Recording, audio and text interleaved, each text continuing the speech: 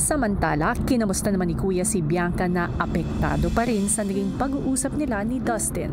Kamusta kayo ni Dustin? After nominations, I asked him if he wanted to detach. But honestly, Kuya, gusto ko lang naman talaga na marinig sa kanya na no, ayaw niya mag-detach. Gusto niyang ipaglaban yung nararamdaman niya. Hindi po namin alam kung ano po yung magiging future namin kapag nauna siya or kapag nauna ako.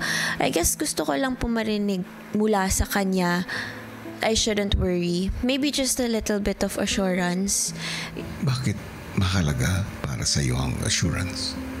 Ginaamin ko po, Kuya, ako po, I'm not very stable. So it's just nice to hear from someone na it's all going to be okay, especially from someone who you're very close to. Gusto ko po sabihin, Kuya, na I'm okay. Araw-araw ko pong pinipilit yan. But honestly, I feel so alone. My parents, they're not together anymore, but we do live in one house. I'm the only one that's keeping them together in one house. Yun po. Whoa.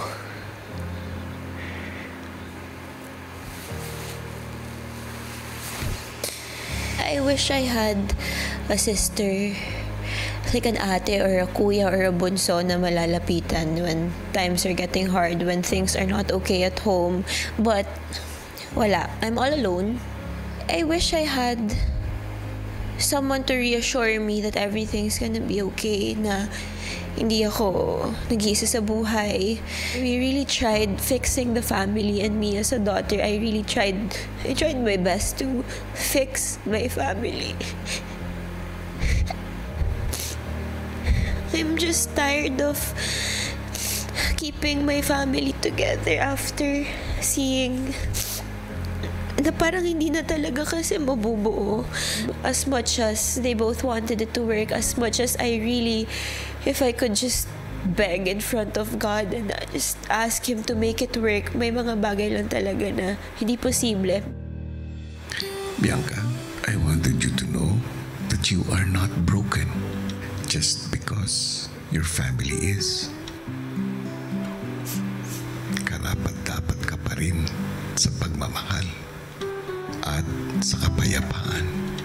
Protektahan mo ang puso mo, pero huwag mong isara. Thank you po.